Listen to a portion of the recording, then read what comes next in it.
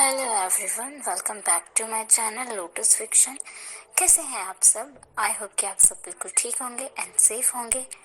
Guys, मेरी आप सभी से एक रिक्वेस्ट है, जिन लोगों ने मेरे चैनल को सब्सक्राइब नहीं किया है, आप में से वो सब्सक्राइब कर लें, और जिन्होंने पहले से ही सब्सक्राइब कर लिया है उन्हें थैंक यू सो मच। और आप लोग प्लीज़ अपने प्यारे प्यारे कमेंट्स करते रहिए ताकि मुझे पता चले कि आपको स्टोरी पसंद आ रही है। तो चलिए अब हम अपनी स्टोरी का नेक्स्ट पार्ट स्टार्ट करते हैं। अब तक हमने देखा हमारा जो विंग है वो नेक्स्ट मॉर्निंग अपने ऑफिस लेट से पहुंचता है, क्योंकि उससे मॉर्निंग सिकनेस हो गई थी, इसलिए वो ऑफिस पहुंचने में लेट हो जाता है और उसे डर लग रहा होता है कि अब वो लेट ऑफिस जा रहा है तो उसका बॉस उसे ज़रूर डांटेगा। लेकिन जब वो ऑफिस पहुंचता है तो वो देखता है कि पूरे ऑफिस में हलचल मची हुई है। विंग ये सब कुछ देखकर हैरान हो जाता है। फिर विंग अपने कोवर्कर से पूछता है कि यार क्या हुआ है यहाँ पे। उसकी कोवर्कर जिसका नाम लिली था, विंग उसके पास जाकर उससे पूछता है क्या चल रहा है लिली। तो लिली कहती है तुम्हें पता है, कल ही रात हमारी कंपनी बीजिंग शहर के एक बहुत ही बड़े बिजनेसमैन ने खरीद लिया है। अब से हमारे ऑफिस को एक नए सीईओ मिल गए हैं, लिली ने कहा। तो विंग पूछता है क्या हुआ, अचानक रातों रात कंपनी बिक कैसे गई और हमें पता क्यों नहीं चला। अब तो शायद हम सबकी नौकरियां भी जाने वाली है, विंग ने कहा। सभी लोग डरे हुए थे क्योंकि सबको लग रहा था कि नया बॉस आएगा तो सबको नौकरी से फायर कर देगा। लिली भी कहती है हाँ, डर तो सबको लग रहा है, क्या करें। अगर उन्होंने हम सबको इस जॉब से निकाल दिया तो हमारे लिए तो बहुत ही मुश्किल हो जाएगी। अभी के अभी हमें नई जॉब्स ढूंढना बहुत प्रॉब्लम हो जाएगी, और कैसे नई जॉब्स ढूंढेंगे। अब जानते हैं मैं प्रेग्नेंट हूँ और अभी सारी जिम्मेदारियाँ वांगजी के ऊपर है। मैं वांगजी के साथ जिम्मेदारियाँ बांटना चाहता हूँ, लेकिन अब ऐसे मैं ज़बरदस्ती तो मैंने नौकरी यहाँ पर ले ली है, लेकिन अगर ये जॉब चली गई फिर क्या होगा। विंग ने अपनी टेंशन लिली के साथ शेयर की। लिली कहती है हाँ, डर तो मुझे भी लग रहा है। क्या तुम्हें पता है मेरे घर का ज़्यादातर सामान ईएमआई पर लग गया है, यहाँ तक कि घर भी ईएमआई पर लगा हुआ है। मुझे समझ नहीं आ रहा कि अगर ये नौकरी चली गई तो मैं ईएमआई कहाँ से दूंगी, लिली ने टेंशन लेकर कहा। वैसे हमारे नए बॉस का नाम क्या है, विंग ने पूछा। तो लिली बोली कि यार मुझे भी पता नहीं है हमारे बॉस का नाम क्या है। वैसे भी हमारा वो गंजा बॉस सुबह सुबह कंपनी आया है, उसने हमें बताया बस कि कंपनी बेच दी और वो कंपनी छोड़कर जा रहा है, बुढ़ा कहीं का। मुझे बहुत गुस्सा आ रहा है उसके ऊपर। इसी बीच एक पर्सन वहाँ पर आता है और कहता है कि हमारे नए बॉस आ रहे हैं, आप सभी सीधे खड़े हो जाएं। सबकी बातें सुनकर विंग भी सीधा खड़ा हो जाता है। इसी बीच वो देखता है कि दो लोग जिनके चेहरे पर मास्क लगा हुआ है और आंखों पे चश्मा लगा है, वो ऑफिस के अंदर एंटर हो रहे हैं। सब लोग उनको देख रहे हैं। सभी लोग उनको देखकर सोच रहे हैं कि ये नए बॉस हैं, लेकिन नए बॉस ने अपना फेस कवर क्यों कर रखा है। बहुत सारे सवाल सबके दिमाग में खड़े हो गए थे। विंग को भी उन दोनों को देखकर ऐसा ही लग रहा था। यहाँ पर और सनग्लासेस लगे हुए हैं, वो ऑफिस के अंदर आ रहे हैं। उन सबका वेलकम करने के लिए विंग भी वहीं खड़ा हो जाता है और वो जाकर उन दोनों को देखने लगता है। अब यहाँ सीन शिफ्ट होता है शुयांग कार सर्विस सेंटर पर। तो शुयांग बोल रहा होता है सो फाइनली तुमने लैंजन को पकड़ ही लिया। तो अब वांगजी कहता है कि हाँ, मैंने उसे पकड़ लिया। जब मैंने उसे पहली बार देखा तो मुझे बहुत गुस्सा आया और ऐसा लगा कि जाकर आयुब को उससे छीन लूँ, लेकिन जब मैंने उसकी आंखों में देखा तो मुझे उसकी आंखों में एक खालीपन दिखाई दिया। ऐसा लग रहा था जैसे वो बहुत अकेला है, उसका कोई नहीं है। मेरे पास पूरा परिवार है लेकिन वो अकेला है, इसलिए मैं उस पर बिल्कुल भी गुस्सा नहीं हुआ। मुझे उसका दर्द पता नहीं क्यों ऐसा लग रहा था जैसे उसका दर्द नहीं मेरा ही दर्द है। जब भी मैं उससे बात कर रहा था तब भी मुझे ऐसा लग रहा था जैसे कि मैं अपने किसी बहुत करीबी से बात कर रहा हूँ, वांगजी शुयांग को बता रहा था। तो बीइंग को लैंजान के बारे में कौन बताएगा, और कब बताओगे कि तुम लैंजान जिंदा है, शुयांग ने वांगजी से कहा। तो वांगजी कहता है नहीं, क्या आप बीइंग को नहीं बताएंगे लैंजान जिंदा है, शुयांग ने फिर से पूछा। तो वांगजी कहता है नहीं, अभी मैं उसे नहीं बता सकता, मुझे अभी सच विंग से छुपाना होगा। लेकिन हाँ, मैं विंग के प्रेगनेंसी के बाद से ज़रूर बताऊंगा, क्योंकि अभी डॉक्टर ने मुझे कहा है कि विंग को किसी भी तरीके का स्ट्रेस नहीं देना है। शुयांग कहता है तो लैंजान क्या चाहता, क्या वो विंग के सामने आना नहीं चाहता, शुयांग ने पूछा। वांगजी कहता है नहीं, लैंजान खुद विंग के सामने नहीं आना चाहता, वो बस अपने बेटे से मिलना चाहता है। अगर लैंजान चाहे तो विंग को अपनी सच्चाई बता सकता है, क्योंकि कानून के पास अभी भी विंग का अधिकार है। जब भी लैंजान उसका पति है, दोनों को अभी तक तलाक नहीं हुआ है, वांगजी ने कहा। यह आपके लिए एक मुश्किल बात होगी अगर लैंजान ने सोचा कि विंग और आयु को वो आपसे छीन ले, इसीलिए वो उन्हें आपसे छीन भी सकता है। और उसे अपने पास विंग को रखने का पूरा पूरा कानूनी अधिकार भी है वांगजी। शुयांग ने वांगजी को बताया। तो वांगजी थोड़ा सा स्माइल करते हुए कहता है, हाँ वो ऐसा कर सकता है, और अगर द लैंजान ऐसा करना चाहे तो उसे रोक भी कौन सकता है। लेकिन मैं जानता हूँ वो ऐसा नहीं करेगा। मुझे पता है वो एक बहुत अच्छा इंसान है, लेकिन वो बहुत अकेला है शुयांग, वांगजी ने कहा। वांगजी की आवाज़ में एक दर्द था। और दूसरी तरफ हम फिर से विंग के ऑफिस में देखते हैं। ऑफिस में सभी लोग अपने नए बॉस का वेलकम कर रहे थे। विंग भी उनमें से एक था। विंग को अपने नए बॉस का वेलकम करना था। तभी बॉस के साथ आए व्यक्ति अपनी हैवी आवाज़ में, यानी कि सेक्रेटरी मिंग कहता है, हेलो एवरीवन। हैवी सी वॉइस में कहता है, हेलो एवरीवन, मेरा नाम याओ मिंग है और मैं नए बॉस का पर्सनल सेक्रेटरी हूँ। आज से यही आप सबके नए चेयरमैन हैं और इनका नाम है LG। सर ने आप सभी की सैलरी को डबल कर दिया है, लेकिन आप लोगों को भी इस छोटी सी कंपनी को काफ़ी सारी ऊंचाइयों पर ले जाने के लिए दुगनी मेहनत करनी होगी। ये सर के नए ऑर्डर्स हैं। अब से हम इस कंपनी को इस शहर की नंबर 1 कंपनी बना देने के लिए पूरी जी जान लगा कर मेहनत करेंगे। इतना कहने के बाद सेक्रेटरी मिंग लैंजान को लेकर उसके कैबिन दिखाने ले जाता है। सैलरी दुगनी होने की खुशी सुनकर तो सभी लोग अपने नए बॉस के लिए तालियां बजाने लगते हैं और विंग भी खुश हो जाता है, क्योंकि उसे भी अपनी प्रेगनेंसी के लिए काफ़ी पैसे कलेक्ट करने की ज़रूरत थी। लैंजान कैबी के अंदर जाते ही अपना मास्क और सनग्लास हटा के सांस लेता है, बहुत ही डीप ब्रीथ। लैंजान अपनी चेयर पर बैठता है। उसे इस तरीके से हैवी सांस लेता हुआ देखकर सेक्रेटरी मिंग पूछता है, सर क्या हुआ, आपकी तबीयत ठीक तो है ना, क्या मैं डॉक्टर को बुला दूं? तो लैंजान कहता है, अरे नहीं नहीं, मैं ठीक हूँ यार, मुझे डॉक्टर की ज़रूरत नहीं है। आज पहली बार मैंने कई कंपनियाँ खरीदी है, लेकिन मुझे पहले कभी इस तरीके की प्रॉब्लम नहीं हुई है। आज विंग को अपने सामने देखकर तो मेरी तो सांसें ही थम गई थी, लैंजान ने कहा। सेक्रेटरी मिंग भी कहता है, लेकिन मेरा क्या बॉस, मैं भी तो उसी कंडीशन में हूँ। अगर विंग सर मुझे पहचान लेते तो, वैसे भी वो मुझे पहचानते हैं, और अगर गलती से भी उन्होंने मुझे देख लिया ना तो फिर क्या ही होगा। सेक्रेटरी मिंग, आज आप बहुत खुश हैं ना लैंजान सर, सेक्रेटरी मिंग ने कहा। उसके बाद लैंजान कहता है, वैसे मिंग, आज विंग बहुत ज़्यादा खुश है ना? सेक्रेटरी मिंग कहता है, हाँ, सिर्फ विंग सर ही नहीं बल्कि पूरे ऑफिस का स्टाफ बहुत ज़्यादा खुश है। अब से विंग मेरे सामने रहेगा, कम से कम मैं उसे दूर से देख पाऊंगा, लैंजान ने एक स्माइल के साथ कहा। सेक्रेटरी मिंग, लैंजान अपने सचिव की ओर देखते हुए उसे कुछ कहना चाहता था, लेकिन वो फिर से चुप हो जाता है। तब सेक्रेटरी मिंग समझ जाता है कि उसका बॉस फिर से उसे कुछ कहने वाला है। तभी सेक्रेटरी मिंग कहता है, अच्छा बॉस, मैं समझ गया, आप क्या कहना चाहते हो। मैं विंग सर का प्रमोशन कर दूंगा और उनके लिए एक अलग से कैबिन तैयार करवा दूंगा, सेक्रेटरी मिंग ने एक स्माइल के साथ कहा। तो लैंजान झट से बोल पड़ता है, और हाँ, इस चीज़ का ध्यान रखना कि उसे ऑफिस में किसी भी तरीके की प्रॉब्लम ना हो। वो प्रेग्नेंट है ना, इसलिए उसे ज़्यादा काम मत करवाना, उसके ऊपर काम का ज़्यादा प्रेशर मत डालना। डॉक्टर ने उसे स्ट्रेस लेने से बहुत मना किया है, और इसलिए हाँ, ऑफिस के एनवायरनमेंट को हमेशा खुशनुमा रखना। लैंजान ने अपने सेक्रेटरी का ऑर्डर दे दिया था। अब लैंजान का ऑर्डर सुनकर उसका सेक्रेटरी भी स्माइल कर देता है। उसके बॉस ने तो पूरे के पूरे ऑफिस के स्टाफ को ही खुश कर दिया है अपनी वाइफ को खुश करने के चक्कर में।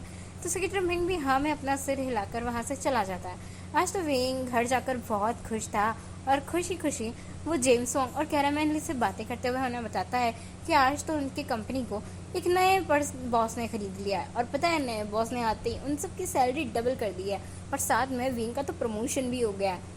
हर किसी को ये शब्द सुनकर बहुत खुशी हो रही थी। तभी अचानक वांग ने विंग से पूछा, वैसे विंग, तुम्हारे नए बॉस का नाम क्या है? तो विंग बताता है, LZ। उसका नाम LG है, लेकिन वो कुछ नहीं कहता है, हाँ बिल्कुल चुपचाप रहता है। और हाँ, उसका जो सेक्रेटरी है ना, उसका नाम है याओ मिंग, विंग ने कहा। विंग की बातें सुनने के बाद वांग जी को हैरानी हुई। विंग को देखा और कहा, क्या तुमने उन दोनों का चेहरा देखा? विंग कहता है, अरे नहीं, दोनों बड़े अजीब से हैं, पता है दोनों हमेशा ही मास्क और सनग्लासेस पहनकर ऑफिस में घूम रहे थे, इसलिए मैं उनका चेहरा नहीं देख पाया, विंग ने कहा। वैसे बहुत बातें हो गई हैं, चलो अब सब लोग डिनर कर लेते हैं। वैसे भी आज तो तुमने ऑफिस में कुछ खाया भी नहीं होगा, तुम्हें तो ऐसे ही भूखा रहना पड़ा होगा ना, तो चलो अभी खाना खा लेते हैं, वांग जी ने कहा। तो विंग कहता है, अरे नहीं नहीं, ऐसा नहीं है, पता है नए बॉस बहुत अच्छे हैं, इसीलिए उन्होंने पूरे ऑफिस को पार्टी दी थी और ऑफिस की पार्टी में सबसे ज़्यादा हेल्दी हेल्दी खाना बनाया गया था। मुझे तो खाना बहुत पसंद आया, इसलिए आज मुझे ज़्यादा भूख भी नहीं लगी है, विंग ने कहा। विंग की बातें सुनकर वांग जी अपनी दोनों आईब्रोज रेस करता है, अरे वाह, और वो मुस्कुरा देता है। और वांग जी विंग से कुछ भी नहीं कहता, लेकिन वो मन ही मन सोचने लगता है और खुश होने लगता है, आय हाय क्या बात है। तो अपनी वाइफ से मिलने के तरीके ढूंढे जा रहे हैं एलजी। अब सभी लोग रात का डिनर करके सो जाते हैं और नेक्स्ट मॉर्निंग फिर से जब वांग जी विंग को उसके ऑफिस छोड़ने गया तो वो ऑफिस के अंदर आया और बोला, अच्छा विंग, मुझे तुम्हारे नए बॉस से मिलना है, मैं उनसे मिलना चाहता हूँ, क्या मैं उनसे मिल सकता हूँ? तो विंग कहता है, तुम पागल हो गए हो क्या? वो हमारे यहाँ के नए बॉस हैं, तुम उनसे अचानक कैसे मिल सकते हो? उनके लिए तो तुम्हें अपॉइंटमेंट लेना पड़ेगा, विंग ने कहा। लेकिन वांग जी विंग की बात नहीं सुनता और वो जल्दी से ऑफिस में बॉस के कैबिन की तरफ जाता है। उसका केबिन खुलता है और अंदर जाकर केबिन को अंदर से लॉक कर देता है। विंग बाहर से दरवाज़ा खटखटाता रहता है, लेकिन वांग जी अंदर से दरवाज़ा ही नहीं खोलता। इसी बीच खटखटाता रहता है, लेकिन वांग जी अंदर से दरवाज़ा नहीं खोलता। इसी बीच विंग की कोवर्कर लिली उसके पास आती है और कहती है, तुम्हें पता है तुम्हें नए कैबिन मिल गया है, चलो मैं तुम्हें तुम्हारा कैबिन दिखाती हूँ। विंग लिली से कुछ भी नहीं कह पाता, लेकिन अंदर ही अंदर बहुत ज़्यादा डरा हुआ था और फिर वो लिली के साथ अपना नया कैबिन देखने के लिए चला जाता है। उसके पास में ही ऑफिस रूम था। लैनजान और उसके सेक्रेटरी मिंग वांग जी को इस तरीके से अंदर आता हुआ देखकर दोनों हैरान हो जाते हैं और दोनों ही डर जाते हैं। तभी सेक्रेटरी मिंग कहता है अपनी हैवी सी वॉइस में कि ये बॉस का ऑफिस है, आपको इस तरीके से अंदर नहीं आना चाहिए था, आपको आने से पहले परमिशन ले लेनी चाहिए थी। तुम मेरे सामने नाटक करना बंद करो, मेरे लिए केवल एक बियर लेकर आओ, लेकिन हाँ वो बियर ठंडी होनी चाहिए। पिछली बार तुम ठंडी बियर नहीं लेकर आए थे और मुझे ठंडी बियर पीने में मज़ा आता है, ठीक है? वांग जी तो ऑर्डर मार देता है सेक्रेटरी मिंग को। जब लैनजान और सेक्रेटरी मिंग वांग जी की बातें सुनते हैं तो दोनों हैरानी से वांग जी को देखने लगते हैं और वांग जी भी कहता है, क्या हुआ, तुम दोनों मुझे ऐसे क्यों देख रहे हो? क्या हुआ, कोई मुझे नहीं पहचानेगा, चिंता मत करो, क्योंकि तुम दोनों ने तो मास्क लगा रखा है, चश्मा पहना हुआ है, तुम्हारे चेहरे तो किसी ने नहीं देखे हैं, मेरा चेहरा देख लेंगे तो क्या ही हो जाएगा। वांग जी सेक्रेटरी मिंग को पुतले की तरह खड़ा हुआ दिखता है और फिर से कहता है, क्या तुम्हें पैसे दूं क्या? क्या तुम्हें पैसे चाहिए? मैं तुम्हें पैसे दूं क्या? फिर तुम जाकर लेकर आना, ठीक है? ये कहकर वो फिर से अपने पर्स से पैसे निकाल देता है, लेकिन लैनजान उसे इशारे से रोक देता है और सेक्रेटरी मिंग को बियर लाने के लिए भगा देता है। सेक्रेटरी मिंग भी लैनजान का इशारा समझ जाता है और बिना कुछ बोले वो ऑफिस से बाहर निकल जाता है। इधर जैसे ही सेक्रेटरी मिंग चला जाता है, वांग जी सीधे जाकर कॉच पर बैठ जाता है और लैनजान को देखते हुए कहता है, ये मास्क और सनग्लासेस उतार सकते हैं एलजी? मैं तो पहले से ही जानता था, परसों ही तो मैंने तुम्हें नया नाम दिया था और वही नाम मुझे तुम्हारे मुंह से सुनने को मिला, इसीलिए तुम दोनों को मैं ज़रूर ही पहचान लूँगा। खैर, लैनजान कुछ कहने ही वाला था कि वांग जी ने बीच में ही उसे टोक दिया, अरे मुझे वॉशरूम जाना है, तुम्हारा वॉशरूम कहाँ है? लैनजान कुछ भी नहीं कहता और बस इशारा कर देता है कि वॉशरूम उस तरफ है। वांग जी जल्दी से लैनजान का इशारा समझ जाता है और उठकर वॉशरूम चला जाता है। जैसे ही वांग जी वहाँ से चला जाता है, खड़ा हो जाता है और फिर वो एक अलमीरा की तरफ जाता है और अलमीरा में रखे कपड़े देखने लगता है, क्योंकि सेक्रेटरी मिंग ने कहकर उसके लिए ऑफिस में ही कुछ कपड़े मंगवाए थे। तभी अचानक लैनजान के ऑफिस का दरवाज़ा खुलता है, दरवाजे की ओर देखता है और वो देखता है कि विंग उसके सामने खड़ा है और विंग भी लैनजान को देखकर चौंक जाता है और फिर कहता है, लैनजान, और धीरे धीरे कदम पीछे खींचने लगता है। विंग भी उसकी ओर बढ़ने लगता है। लैनजान सीधा जाता है और अपने ऑफिस की टेबल से टकराता है। विंग धीरे धीरे अपने हाथ लैनजान की तरफ बढ़ाता है और उससे दूर जाने की कोशिश करता है, लेकिन तभी अचानक विंग उसके कान खींचता और कहता है, वांग जी, तुमने अपने बाल लैनजान की तरह क्यों बनाए हैं और तुम हमारे बॉस के कपड़े क्यों पहन रहे हो? अगर तुम्हें ऐसे ही किसी ने यहाँ देख लिया तो जानते हो क्या होगा? मैं आज ही अपनी नौकरी से निकाल दिया जाऊंगा। विंग पहले लैनजान के बाल बिगाड़ देता है और फिर एक मोटी बुक से वो लैनजान के बम पर मारना शुरू कर देता है। विंग लैनजान की शर्ट के बटन खोलने लगता है।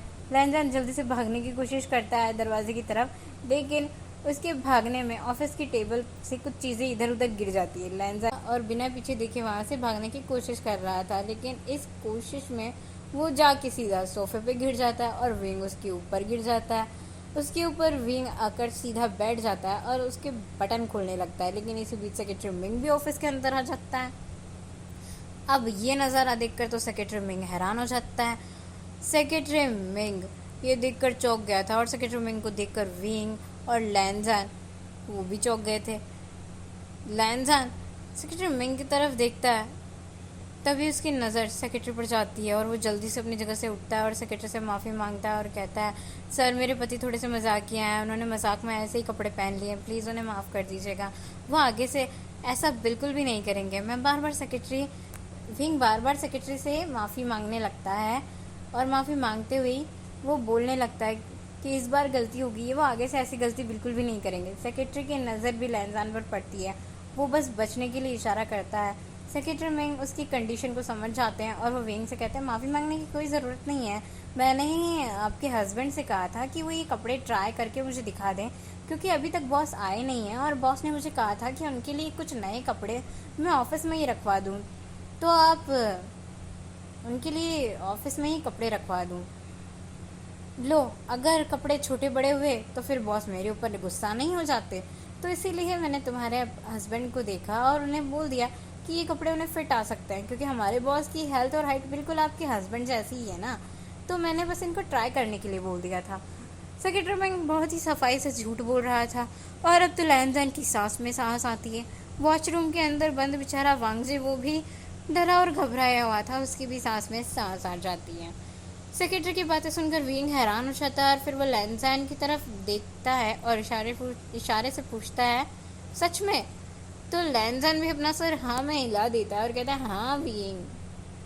फिर विंग कहता है, अच्छा ठीक है, आप सभी कपड़े ट्राई कर लो, मैं भी अपने कैबिन में जाकर तुम्हारा वेट कर रहा हूँ। ये कहकर विंग ऑफिस से बाहर चला जाता है।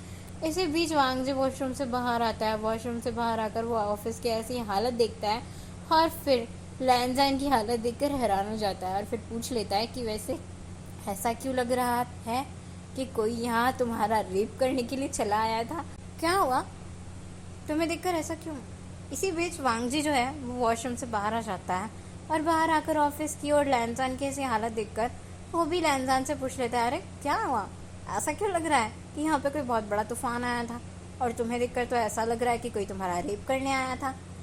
लैंजान भी अपना रोता हुआ चेहरा वांगजी को दिखाने लगता है और वांगजी भी अब जाकर सीधे से लैंजान को गले लगाता है और फिर उसे शांत कराते हुए उसकी पीठ को सहलाते हुए पूछता है, अरे क्या हो गया, ऐसा भी कौन सा तूफान आ गया था जब तुम्हारी ऐसी हालत हो गई है? सेक्रेटरी मिंग कहता है, विंग सर। क्या, विंग यहाँ आया था और विंग ने तुम्हें पहचान लिया? वांगजी ने हैरानी से पूछा। तुम्हें क्या लगता है, अगर विंग सर ने लैंजान सर को पहचान लिया होता तो ये हालत उनकी होती क्या? उसने लैंजान सर को तुम्हें समझकर उन्हें बहुत बुरी तरीके से पीटा है और उनकी ये हालत कर दी है, उन्होंने तो पीट कर मेरे बॉस को मार ही डालना था, सेक्रेटरी मिंग ने कहा। मिंग की बातें सुनकर वांगजी फिर से हंसने लगता है। तभी मिंग वांगजी को एक बियर की बोतल पकड़ा देता है, लेकिन लैंजान ने इसी बीच उसे पकड़ लिया होता है और उसे खोलकर वो खुद ही पी जाता है। कर तो वांगजी के फेस पर एक बड़ी सी स्माइल आ जाती है और वो कहता है कि शायद तुम्हें इसकी मुझसे ज़्यादा ज़रूरत थी। फिर वो दोनों जाके सोफे पर बैठ जाते हैं। लैंजान भी उसी के पास बैठा हुआ था और सेक्रेटरी मिंग उन दोनों को देख रहा था। सेक्रेटरी मिंग कहता है, इस बार मैं आपके लिए बियर खरीदने नहीं जाने वाला हूँ, मैं पहले ही बोल रहा हूँ, मैं एक से ज़्यादा बियर नहीं लेकर आऊँगा। वांगजी ने देखा कि सेक्रेटरी मिंग के हाथों में 2 बोतलें थी, इसीलिए वांगजी एक बोतल ले लेता है। जब मिंग दूसरी बोतल खोल कर पीने लगता है तो अचानक से लैंजान उसके हाथ से वो बोतल छीन लेता है और वो उसे भी पीने लगता है। सो गाइस, आज के लिए बस इतना ही, हम लोग मिलेंगे नेक्स्ट पार्ट में। तब तक के लिए आप सब अपना ख्याल रखें, ध्यान रखें, सेफ रहिए और अपने प्यारे प्यारे कमेंट्स करते रहें। Thank you so much for watching and